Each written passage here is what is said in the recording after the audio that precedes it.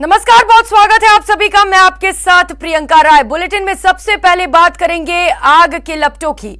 आप अपनी TV screen पर इस वक्त दो तस्वीरें देख रहे हैं। एक तस्वीर उदयपुर की है और दूसरी तस्वीर जयपुर की, जहां आग ने अपना प्रचंड रूप दिखाया। उदयपुर के सज्जनगढ़ अभयारण्य वन क्षेत्र में भीषण आग लग गई। आग की सूचना मिलते ही फायर ब्रिगेड की गाड़ी मौके पर पहुंची और आग पर काबू पाने की कोशिश की जा रही है। यहां जल्द आग पर काबू पाना बेहद जरूरी है ताकि वन्य जीवों तक आग नहीं पहुंचे। आग लगने के कारणों का अभी तक खुलासा नहीं हो सका है। वहीं जयपुर में चलती बाइक में अचानक आग लग गई। दिल्ली अजमेर हाईवे पर मुरलीपुरा के पास ये घटना हुई, जिसमें बाइक धू धू कर जल गई। राहत की बात यह रही कि बाइक सवार सुरक्षित है।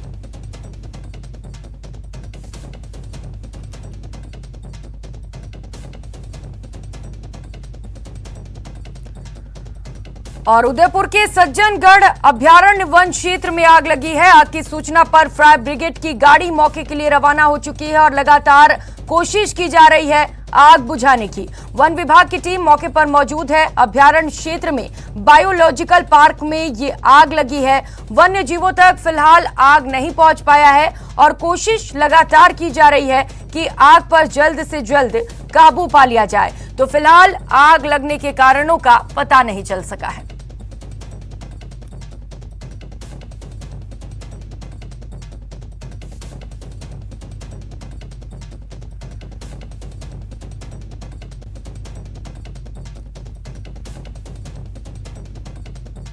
तस्वीरें आपको दिखा रहे हैं और खबर जयपुर से। जयपुर में बाइक में अचानक से आग लग गई। चलती बाइक में आग लगी है। दिल्ली अजमेर हाईवे की घटना आपको बता रहे हैं।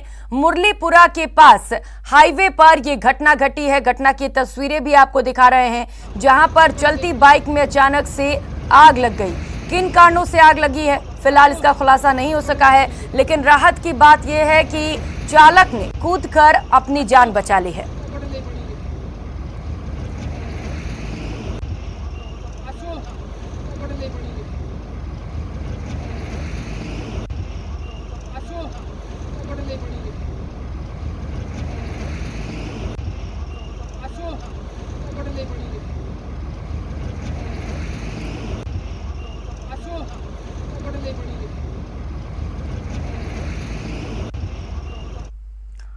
और रुक करेंगे अगली खबर का। करौली में 16 दिनों के कर्फ्यू के बाद हालात अब सामान्य होने लगे हैं। आज सुबह 7 बजे से यहां कर्फ्यू हटा लिया गया है। कर्फ्यू खत्म होने के बाद से दुकानें खोल दी गई हैं और लोग रोजमर्रा के काम पर निकलने लगे हैं। यहां के लोगों का कहना है कि कर्फ्यू खत्म होने से उन्हें राहत मिली है और जरूरत का सामान भी उन्हें आसानी से मिल रहा है।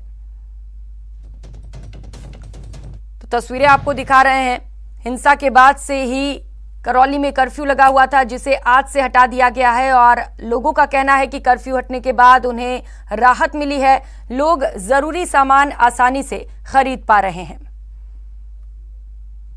बहुत अच्छा लग रहा है। लोगों को शादियों का सीजन है, उनको सामान वगैरह खरीदने की जो गवर्नमेंट ने छूट दी है, जिला कलेक्टर ने जो छूट दी है, उससे लोगों को खरीदारी में आसान है। आम जन को काफ़ी सुविधा मिल रही है। मार्केट खुलने जरूरत के जितने भी सामान की दुकान है वो सारी आसानी से खुल रही है।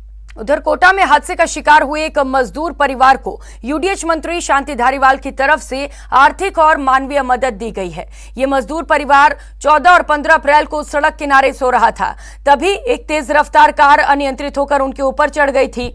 इस हादसे में मजदूर परिवार के मुखिया की मौत हो गई थी, जबकि उसके बेटे और पत्नी की हालत अभी भी गंभीर बताई जा रही है। इस हादसे में पीड़ित परिवार की जहां शांति धारीवाल ने मदद की है, वहीं पुलिस ने भी इस मामले में कार्रवाई करते हुए आरोपी कार चालक को गिरफ्तार कर लिया है।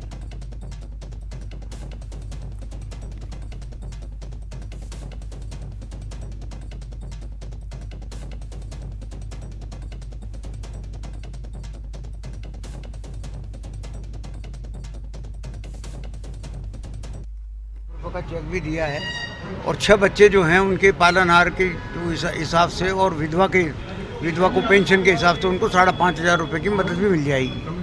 5,500 रुपये महीना मदद मिल जाएगी, उससे अपना काम चलाएंगे। लेकिन अभी फ़िलहाल जो है वो जितने भी रेन बसेरे हैं, सामुदायिक भवन है, वो उनको लिए खोल दिए गए हैं ताकि वो फुटपाथ पर नहीं रह करके वहाँ रह लें। करवाया जाएगा कि कोटा शहर में ऐसे कितने केसेस हैं और उसके बाद ज़मीन तलाश करके उनको अपना आवास बनाने के लिए जो है उसमें वो ज़मीन अलॉट की जाएगी। और अब बात करेंगे आरक्षण को लेकर जसकौर मीणा के बयान के बाद से प्रदेश में गर्माती सियासत की। राज्यसभा सांसद किरोड़ी लाल मीणा के बाद अब कृषि विपणन मंत्री मुरारी लाल मीणा ने जसकौर मीणा से इस्तीफे की मांग कर दी है। आपको बता दें कि सांसद जसकौर मीणा ने आरक्षण को लेकर बयान दिया था, जो लोग सक्षम हो चुके हैं वो लोग अब आरक्षण छोड़ रहे हैं। यहां तक कि उन्होंने खुद का उदाहरण देते हुए कहा वे स्वयं भी आरक्षण का लाभ छोड़ चुकी हैं, जिसको लेकर आज मंत्री मुरारी लाल मीणा पलटवार करते हुए कहा जसकौर मीणा जब सक्षम थी तो रिजर्व सीट से चुनाव क्यों लड़ा, जनरल सीट से क्यों नहीं, उन्हें सांसद के पद से इस्तीफा दे देना चाहिए। यहां तक कि उन्होंने जसकौर मीणा के बयान के पीछे बीजेपी के बड़े नेताओं का हाथ बताया। रिजर्व सीट से वो एक सांसद है, उनको ऐसे जब उनके ऐसे विचार थे तो उस टाइम बहिष्कार कर देती है, जनरल सीट जाकर चुनाव लड़ती। अब मैं तो एसटी का फायदा नहीं लूँगी, यहाँ से चुनाव नहीं लड़ूंगी। ये मेरा को ऐसा लग रहा है कि जसकौर जी नहीं बोल करके और इसके पीछे बड़े बीजेपी के नेताओं का हाथ है, वो ऐसे स्टेटमेंट बनाते रहते हैं ताकि आरक्षण को विवादास्पद पैदा करें। दौसा के बाद अब खबर पोखरण से। केंद्रीय जल शक्ति मंत्री गजेंद्र सिंह शेखावत एक दिवसीय पोखरण प्रवास पर रहे। पोखरण पहुंचने पर केंद्रीय मंत्री का पूर्व विधायक शैतान सिंह राठौड़, पालिका अध्यक्ष मनीष पुरोहित, प्रधान भगत सिंह भंवर के नेतृत्व में भव्य स्वागत किया गया। मंत्री ने डाल बंगले में जन सुनवाई करते हुए आम लोगों की समस्याएं सुनकर अधिकारियों को जल्द समस्या समाधान के निर्देश दिए। केंद्रीय मंत्री से लोगों ने चुनाव के वक्त पोखरण से रामदेवरा रेल लाइन बिछाने की घोषणा को भी याद दिलाते हुए जल्द निराकरण करने की मांग की है। मंत्री से शहरवासियों ने अन्य ट्रेनों का पोखरण रेलवे स्टेशन पर ठहराव करने की मांग रखी। मंत्री ने कई अन्य कार्यक्रमों में शिरकत करते हुए संवाद किया। मंत्री ने पोखरण के कई मंदिरों पहुंचकर मत्था भी टेका।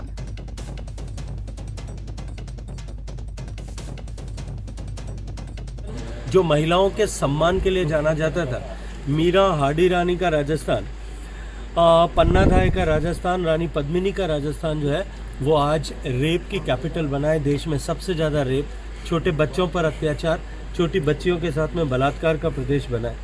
ऐसा प्रदेश आज बन चुका है कि जहाँ अपराधी बेखौफ होकर के घूम रहे हैं, अपराधी बेलगाम हो गए हैं, पुलिस का इकबाल समाप्त हो गया है, थानों से अपराधी भगाए जा रहे हैं।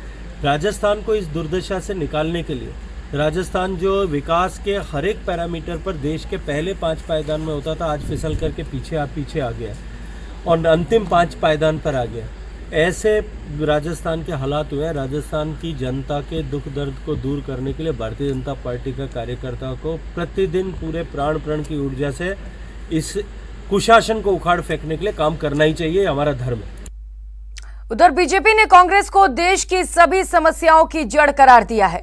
बीजेपी प्रदेश अध्यक्ष सतीश पूनिया ने कहा कि देश में आतंकवाद, अराजकता, महंगाई, कश्मीर समस्या से लेकर विभाजन तक के लिए कांग्रेस पार्टी जिम्मेदार है। मुख्यमंत्री और उनकी पार्टी लंबे समय से राजस्थान में सत्ता में है, कोई भी ज्यादा दिन कुर्सी पर नहीं रहता।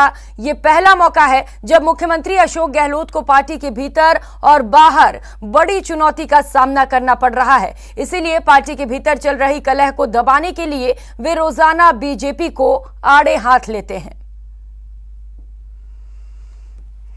आज फिर माननीय मुख्यमंत्री जी का एक बयान सुना।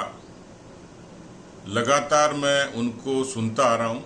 जिस तरीके की बौखलाहट, निराशा और जिस भाषा में वो आशंका व्यक्त करते हैं देश के प्रति, मुझे लगता है कि उनको सोचना चाहिए कि उनको 55 वर्षों का अवसर राजस्थान में और देश में मिला था। इस देश में अराजकता, महंगाई, भ्रष्टाचार, जातिवाद, वोट बैंक, तुष्टीकरण, ये सारी जनक कांग्रेस है। भूल जाते हैं वो आपातकाल का जनक कौन है, सिखों के नरसंहार का दोषी कौन है, कश्मीर का दोषी कौन है, भारत के विभाजन का दोषी कौन है। ये तमाम बातें हैं जिससे कांग्रेस को कटघरे में खड़ा किया जा सकता है। और देश की जनता ने इसलिए उनको नीतियों से, व्यवहार से नकार दिया और इसलिए उनकी गुड मॉर्निंग होती है। भारतीय जनता पार्टी के नेता, प्रधानमंत्री जी, आरएसएस, इन सब पर जिस तरीके से वो आरोपित करते हैं, मुझे लगता है कि वो बौखलाहट है कांग्रेस के मुक्त होने की और इसलिए वो आशंकित हैं बार बार इस चीज से। दूसरे, उनको असुरक्षा दिखती है उनके चेहरे पर भाव से कि उनको पहली बार कोई चुनौती पार्टी के भीतर और पार्टी के बाहर मिली है। उनको तीसरी असुरक्षा है कुर्सी के जाने की, और मुझे लगता है कि इस पर हमेशा लंबे समय तक कोई काबिज नहीं होता। राजस्थान के लिए बहुत लंबे से उनको राजस्थान की जनता ने अवसर दिया है, पर मुझे लगता है कि अब उनको राजस्थान की जनता पर रहम करना चाहिए, मेहरबानी करनी चाहिए, और इसलिए इस तरीके की सियासी बयानबाजी से उनको कुछ हासिल होगा नहीं। और खबर कोटा से है। यूडीएच मंत्री शांति धारीवाल ने कोटा में हिट एंड रन के पीड़ितों से अस्पताल में मुलाकात की। उन्होंने डॉक्टर से घायलों की सेहत की जानकारी भी ली। इस मौके पर उन्होंने पीड़ित परिवार को 1 लाख रुपए की सहायता राशि का चेक सौंपा। उन्होंने पीड़ित परिवार को और भी कई योजनाओं का लाभ दिलाने का आश्वासन दिया। कोटा में हादसा हुआ कि कार के द्वारा जो है एक मोगिया जाति के लोगों को जो है कुचल दिया गया। उसमें एक की तो डेथ हो गई और दूसरी जो उसकी वाइफ है वो जो है अभी अस्पताल में भर्ती है और कोमा में है, वेंटिलेटर पे भी चल रही है, लेकिन उसके 6 बच्चे हैं, लेकिन दादी जिंदा है। तो दादी को आज हमने एक सरकार की तरफ से जो सहायता मिलती है 1 लाख रुपए का चेक भी दिया है, और 6 बच्चे जो हैं उनके पालनहार के हिसाब से और विधवा को पेंशन के हिसाब से उनको 5,500 रुपए की मदद भी मिल जाएगी। और रुक लेते हैं बड़ी खबर का। डॉन मर्डर केस में ये बड़ा अपडेट आपको बता दे। देवा गुर्जर हत्याकांड में आज 6 और आरोपी गिरफ्तार हुए हैं। अब तक 22 आरोपियों की गिरफ्तारी हो चुकी है। दरा के जंगलों से 6 और आरोपी गिरफ्तार किए गए हैं। तो आपको जानकारी दे दें, मुख्य आरोपी बाबू गुर्जर 18 अप्रैल तक रिमांड पर है। तो बड़ी खबर आपको बता रहे हैं, देवा गुर्जर हत्याकांड मामले को लेकर ये बड़ा अपडेट। 6 और आरोपियों की गिरफ्तारी हो चुकी है। वहीं मामले में अब तक 22 आरोपियों की गिरफ्तारी हो चुकी है।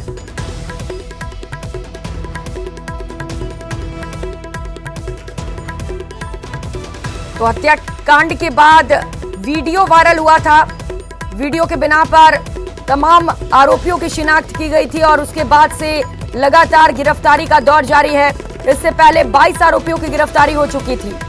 ज्यादा जानकारी के साथ कोटा से सहयोगी ओम प्रकाश इस वक्त हमारे साथ जुड़ चुके हैं। ओम प्रकाश, 6 और आरोपी गिरफ्तार हुए हैं, कैसे मिली पुलिस को ये सफलता? जी, एसआईटी की टीम और कोटा पुलिस, चित्तौड़गढ़ की पुलिस को पहले से उनकी जो लोकेशन है वो दर्रा के गन्ने जंगलों में ट्रेस हो रही थी, क्योंकि ये किसी घनी आबादी के आसपास नहीं रह रहे थे, बल्कि ये गन्ने जंगलों में जहाँ उबड़ खाबड़ रास्ते हैं, एमपी से सटे इलाकों में, वहां इनकी लोकेशन ट्रेस होने के बाद पुलिस लगातार वहां दबिशें दे रही थी। बहुत चुनौतीपूर्ण कार्य जैसा पुलिस बता रही बात था, क्योंकि ऊपर पहाड़ी इलाकों से वो देख रहे थे जब भी पुलिस की टीम चली जाती थी तो, और पत्थर नुमा इलाकों में वो छिप जाते थे। लेकिन फिलहाल पुलिस को आधा दर्जन आरोपियों को आज एक ही दिन में गिरफ्तार करने की एक बड़ी सफलता कही जा सकती है। इस मामले में आपको बता दें कि अब मात्र एक आरोपी जो बेरू गुजरे उनको गिरफ्तार किया जाना है। 22 आरोपियों को अब तक इस मामले में गिरफ्तार किया जा चुका है। कोटा पुलिस, एसआईटी की टीम और चित्तौड़गढ़ थाना पुलिस की टीम को ये बड़ी सफलता फिलहाल हाथ लगी है। 22 आरोपियों में से जो मुख्य आरोपी हैं वो जो बाबू गुजर, वो फिलहाल रिमांड पर चल रहा है और 18 तारीख तक उसको रिमांड पर लिया हुआ है। जी बिल्कुल ओम प्रकाश, पुलिस मुस्तैदी से काम भी कर रही है। जिस तरीके से 22 आरोपी पहले ही गिरफ्तार हो चुके थे, 6 और आरोपी आज भी गिरफ्तार किए गए हैं, तो ये माना जाए कि जल्द ही जो एक और फरार आरोपी है वो भी पुलिस की गिरफ्त में होगा, क्योंकि मुख्य आरोपी बाबू गुर्जर से लगातार पूछताछ भी की जा रही है, रिमांड पर लिया गया है। जी, मुख्य आरोपी बाबू गुजर पहले ही गिरफ्तार हो चुका है, उनसे कई चौंकाने वाले खुलासे हो चुके हैं। जबकि जो दूसरा मुख्य आरोपी है जो सावरा, उसको पहले ही गिरफ्तार किया जा चुका है। जबकि एक जो मुख्य अब एक वो जो आरोपी है बेरू, उसको भी पुलिस का मानना है कि जल्द आजकल में ही गिरफ्तार कर लिया जाएगा, क्योंकि उनकी भी जो जहां वो छिपा हुआ है, पुलिस को उसकी लोकेशन ऐसी मिल रही है वो गन्ने जंगलों में ही है। क्योंकि गन्ने जंगलों में एमपी से सटे इलाकों में जो जंगल है दर्रा के, वो मुकंदरा के जंगल, वहां पुलिस सर्च ऑपरेशन चला रही है, ड्रोन से पूरी तलाशी कर रही है। और तो पुलिस का मानना है कि जल्द वो भी इस पुलिस की गिरफ्त में होगा। इस मामले में बड़ी कामयाबी पुलिस की कही जा सकती है कि अब तक 22 आरोपियों को पुलिस ने गिरफ्तार कर लिया है। बहुत बहुचर्चित मामला कोटा का रहा, जिसमें हिस्ट्री शीट देवा गुजर की दिन दहाड़े सैलून में घुसकर धारदार हथियार से हत्या की वारदात को अंजाम दिया था, और इसके बाद सनसनी सी फैल गई थी, काफी हंगामा हुआ था, प्रदर्शन हुआ था, नारेबाजी भी थी, कोटा में एक बवाल मचा था एक दिन। उसके बाद लगातार पुलिस को कामयाबी हासिल हो रही है। जी बिल्कुल। एक चर्चित हत्याकांड ये रहा देवा गुर्जर का, और ओम प्रकाश 6 और आरोपी भी आज गिरफ्तार कर लिए गए हैं। क्या कहना है पुलिस का मामले पर? क्या कुछ कार्रवाई की जाएगी इन सभी आरोपियों पर? इन आरोपियों से फिलहाल इनको कल कोर्ट में पेश किया जाएगा संभवत, और उनके बाद में इनको संभवत रिमांड पर लिया जाएगा। और हत्या की वजह, क्योंकि ये मुख्य आरोपी में नहीं गिने जा रहे हैं फिलहाल, लेकिन फिर भी इनसे भी कोई एक तरह का कोई हथियार हो तो बरामद किया जाना है। उसके बाद में ये तमाम जो आरोपियों को फिलहाल जेल, जो पहले के जो 15 आरोपी उनको जेल भेज दिया गया। तो फिलहाल इस मामले में कोई ज्यादा आरोपियों की जो गिरफ्तार जो जिसको किया जाना वो ज्यादा गुंजाइश नहीं है, लेकिन ये कहा जा सकता है कि पुलिस को लगातार कामयाबी हासिल हो रही है और इस मामले में पर्दाफाश करते हुए। ठीक है ओम प्रकाश, तो कल आरोपियों की कोर्ट में पेशी की जाएगी और लगातार आपसे अपडेट भी लेते रहेंगे। बहुत शुक्रिया आपका तमाम जानकारियों के लिए। अब खबर फैमिली के हाई वोल्टेज ड्रामा की। भरतपुर में उस वक्त फैमिली का हाई वोल्टेज ड्रामा देखने को मिला जब पत्नी ने अपने पति को उसकी प्रेमिका के साथ पकड़ लिया। घटना मथुरा गेट थाना इलाके के कृष्णा नगर की है। महिला का पति जयपुर में कांस्टेबल के पद पर तैनात है। उसका इस युवती के साथ लंबे समय से प्रेम प्रसंग चल रहा है।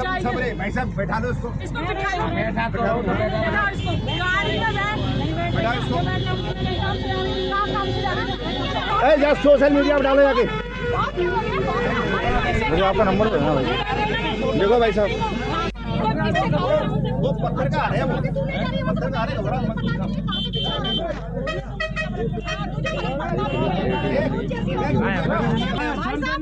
बच्चे की कसम खा रही थी, मैं आपसे कुछ कह नहीं रही हूँ, हटो ना, मैं नहीं बैठी।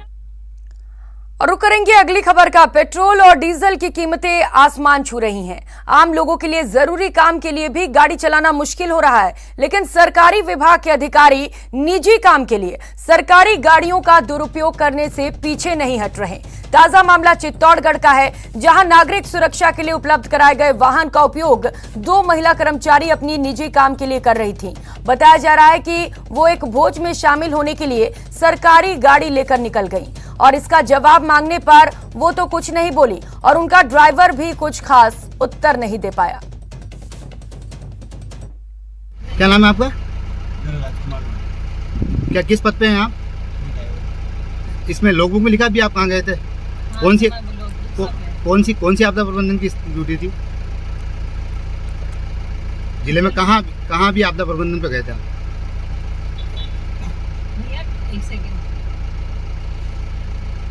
किस जगह आपदा प्रबंधन की कॉल थी जिला प्रशासन की? प्रदेश में घूसखोरों के खिलाफ भ्रष्टाचार निरोधक ब्यूरो यानी एसीबी का एक्शन जारी है। एसीबी के आंकड़ों के अनुसार इस साल के शुरुआती 90 दिनों में एसीबी ने 107 भ्रष्टाचार के केस दर्ज किए हैं, जिसमें 103 घूसखोरों को ट्रैप किया है। इसके अलावा आय से ज्यादा संपत्ति के 4 प्रकरण दर्ज किए गए। आपको बता दें कि पहले 90 दिनों में साल 2021 में 102 ट्रैप किए गए और आय से अधिक संपत्ति के 2 मुकदमे दर्ज किए गए। बात यही भ्रष्टाचार के केसों में चालान पेश करने की हो तो इसमें भी इस साल एसीबी आगे रही। एसीबी राजस्थान ने 31 मार्च 2022 तक 121 प्रकरणों में नतीजा कोर्ट में पेश कर दिया। इसमें 15 मुकदमों में एफआईआर लगा दी। वहीं 106 मामलों में घूसखोरों के खिलाफ चार्जशीट पेश की गई।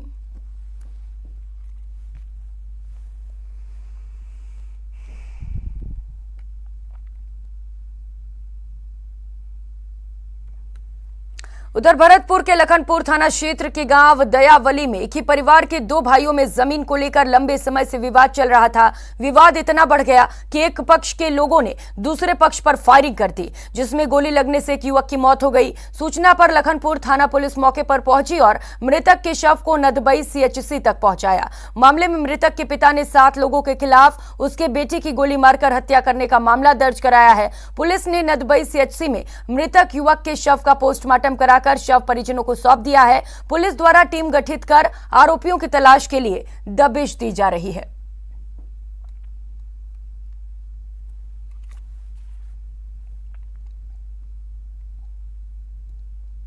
मृतक के पिता भरत सिंह निवासी दयावली ने थाने पर रिपोर्ट दर्ज कराई है। भूप सिंह व उनके पुत्र व नातियों ने मेरे बेटे प्रदीप की गोली मारकर हत्या कर दी है। डेड बॉडी CSC नदवई पर रखी गई है। बोर्ड से पोस्टमार्टम कराया जा रहा है।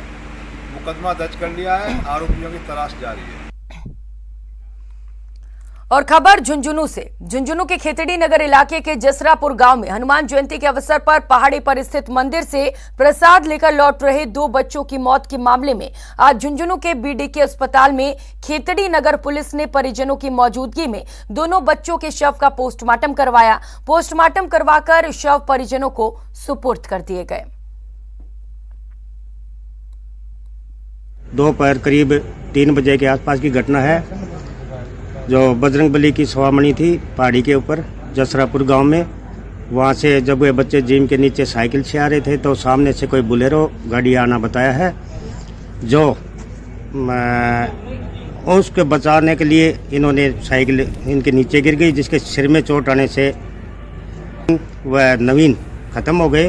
वह जो जयपुर अस्पताल में गंभीर अवस्था में एडमिट है। इन दोनों लाशों का पोस्टमार्टम BDK अस्पताल झुंझुनू में करवा दिया। उधर सिरोही में एक पागल बंदर ने लोगों पर हमला कर दिया। बंदर के इस हमले में 4 लोग घायल हो गए। घटना रेवदर के पास जीरावल कस्बे की है। इस घटना की खबर मिलते ही सिरोही वन विभाग की टीम को रेस्क्यू के लिए जीरावल भेजा गया। रेस्क्यू टीम ने नाका स्टाफ और ग्रामीणों की कड़ी मशक्कत के बाद बंदर को ट्रैंकुलाइज कर काबू कर लिया।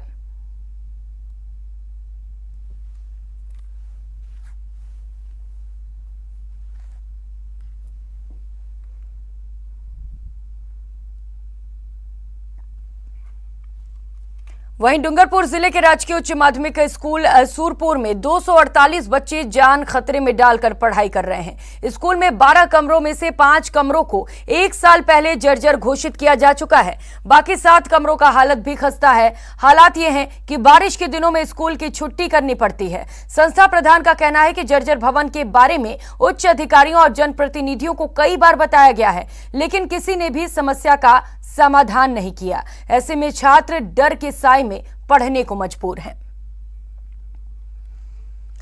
इस बुलेटिन में फिलहाल इतना ही। नमस्कार।